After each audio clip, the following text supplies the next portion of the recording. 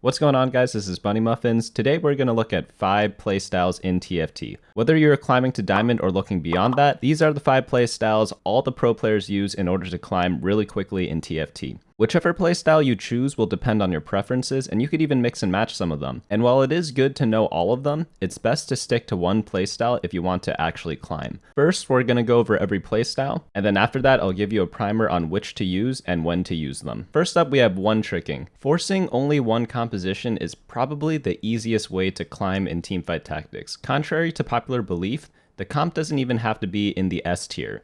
If it's at least B tier, it's forceable, but the sweet spot might actually be in the A tier because that means not everyone's going to be playing it, so it's less contested, and it's also strong enough to justify playing in every game. If you need help knowing what is S, A, or B tier, head on over to my website, bunnymuffins.lol/meta, where I update a meta snapshot every single Friday. One-tricking has been popular ever since the start of TFT. It's also one of the easiest ways to develop good fundamentals because you will completely master one leveling and rolling pattern and pick up all the little nuances that go with it. A common misconception is that pro players always learn by playing flex, but actually, many pro players developed from only playing one comp. For example, Kyun and Robin Songs were both relatively unknown before they started forcing mech back in set 3, and after that, they became two of the best and popular players in the world. Sometimes I force one comp too. It really depends on the patch and what I feel comfortable with on that particular day. For example, when set 6.5 came out, Sivir was the only primary carry that was introduced during that set, so I went ahead and did a Sivir only challenge from unranked to Masters. You can definitely go beyond Masters by one-tricking. In fact, a lot of players have gotten to rank 1 doing the same exact method. However, this playstyle bores me a little, so it definitely is not for everyone. If you want a little more variety, but don't have the time to learn every single comp in the meta snapshot, I recommend playing either only AD or only AP compositions. But first, let's take a quick look at the sponsor of this video, Mech Arena.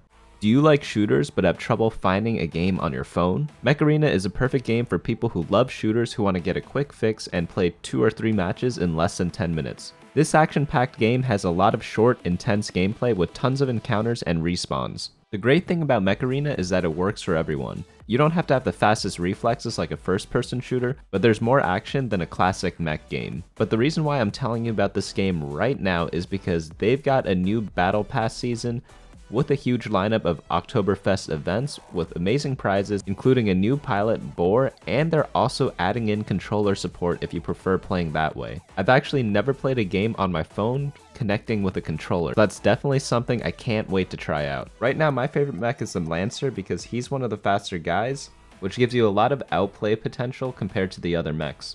Mech Arena is getting really big, and it's completely free to play on Android and iOS right now, so use my personal link, get a free starter pack worth $25. This includes a Firelight skin, a Prodigy crate, and a Plasma Cannon 4 to help you kickstart your game. The first thing I want you to do after you download it is add me as a friend in the game, and you can see my ID right here so that we can play some matches together in the future. So download it right now. So for tip number 2, focusing on AD or AP, the reason why this is effective is because you can start with the same item right off the bat off the first carousel, and then slam the same type of items during stage 2, either AD or AP items.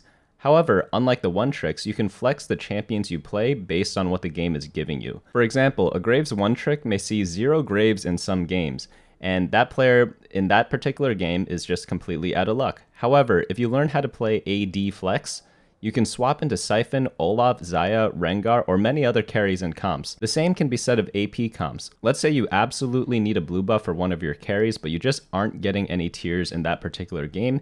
You can still use the AP items that you built earlier, such as Jeweled Gauntlet or Rabadon's Death Cap, on other units that don't require blue buff. And instead, if you get a tier eventually, you could do something like build a Spear of Shojin.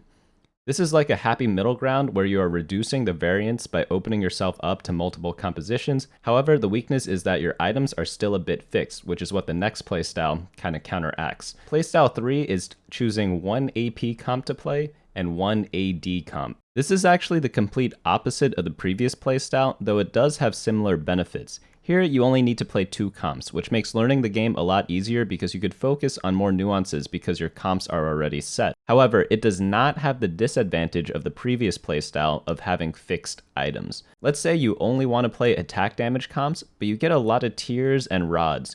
You can easily get lost or stuck in those situations if you're doing playstyle number 2. However, if you play one AP comp and one AD comp, this reduces that variance by a lot. So let's say you pick 2 comps, one of them's a Siphon comp, the other one's a Sohm comp, and you just do that every single game.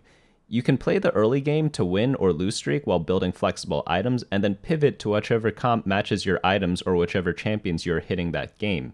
If you got a lot of AD items, you lean more towards Siphon. If you got more AP items, you lean more towards Sohm. Whichever comp you choose, I do recommend choosing carries of the same tier. In the previous example, we had Siphon and Sohm, which are both tier 4 units. This makes leveling and economy management a lot easier for you because they share the same patterns. These 2 particular comps can either play standard or do things such as a fast 7 or fast 8. I also recommend sticking to tier 4 carries because that's generally the standard way to play the game. But you don't have to use dragons. For example, you could use 4-cost units such as Xayah and... Oh wait, Riot forgot to add a 4-cost AP carry to set 7.5, so if you want to pair Xayah up with someone else, it's okay to use one of the 7-costs because they're in the same tier, such as Deja or Sohm. If you don't want to do tier 4 units, you could do others such as tier 2 or tier 3. For example, you could switch either between Aphelios or Lux reroll. This playstyle is a good way to learn the early game because you will focus on building flexible early game items while also knowing when to commit to AD or AP. This will help a ton if you eventually want to play flex because it teaches you how to commit.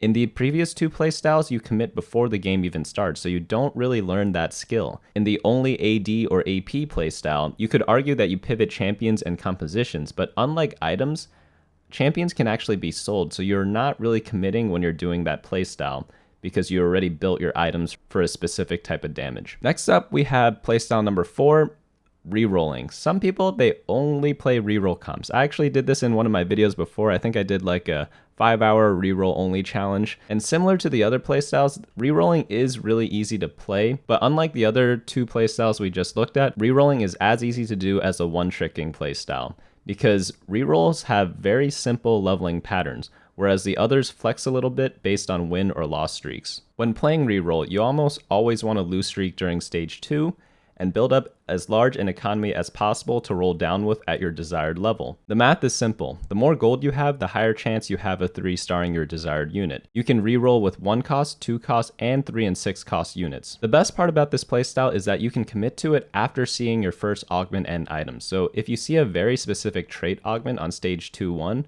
you can comfortably commit to that specific reroll comp. For example, if you see a really good Astral augment, you don't have to go Aphelios reroll because Aphelios is not an Astral unit. Instead, you could do something like Lux. The reason why this works is because there's so many different reroll comps and there are also so many different polarizing augments, meaning that the augments are either really good or really bad depending on the composition you're playing. So essentially, you can abuse that power dichotomy by doing this playstyle. The only issue with rerolling is that sometimes reroll just isn't good in the meta. This could be due to a multitude of reasons, the primary being simply that their numbers are just too weak or too low for that particular patch. Reroll is pretty hard to balance, I'd say, and in set 7, the only viable rerolls were Olaf, Astral, Dragonmancer, Nidalee, Set, Ezreal, and Karma. While this may seem like a lot of compositions, if you actually played set 7, you may have noticed a pattern already. All of these comps were only relevant for 1 or 2 weeks before they were massively nerfed. Some weeks you legitimately cannot only play reroll comps because they're just in so bad of a state that it wouldn't matter that you're better at the reroll comps than other players. But then in other weeks where they were very strong, a lot of people were playing them and then they're just the most contested comp in the game. The balance was just not there in set 7 for reroll comps, but in previous sets, this was not actually the case, and there are at least a few different viable rerolls every patch. Finally, we get to the big brain playstyle. This is the way Mortdog intended us to play. It is the flex playstyle. It's no surprise that theoretically this is the best way to play the game. However, we're not computers, we're humans, right? Humans do not have the insane calculation powers of a computer, which is why players can get away with playing the first 4 playstyles that we discussed, even in pro play. As players get better and better, and assuming the game is balanced, more players will become flex players. There was one Reddit comment that actually resonated with me a lot, and this person said he was watching Frodan's stream, and while Milk was coaching Frodan, he said, "You are playing really good TFT if this game was good. But this is not a good game. It is not balanced, you need to play around what is broken." Milk is known as a player who forces a lot of comps, especially in tournaments, so it goes to show that some pro players, they do play the flex playstyle, but others, they're still fine doing their 1 tricks or 2 tricking. Of course, the downside to flexing is that you will need to play a lot of games to get good at it. Think of it this way, a set of TFT lasts around 3 months. If you played 1 hour a day, which is a lot for most people, that is 90 hours of games. A TFT game lasts around 35 minutes, which means you'll have played around 154 games of TFT each set.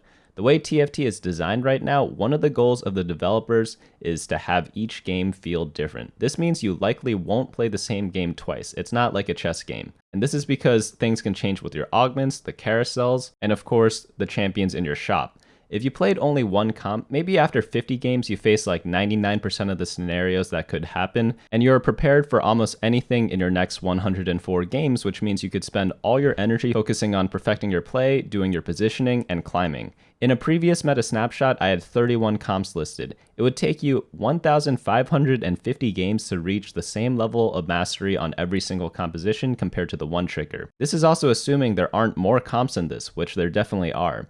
As you can see, this is why many of the top TFT pros play around 1,000 games per set. It is a little less than that 1,500 number, but that's because they focus less on the generally known horrible compositions. What ends up happening is that after 50 games into a set, you're at a huge disadvantage compared to the one-tricks in terms of playing strength. However, you do have the advantage of having less variance in your game, so it definitely is a trade-off.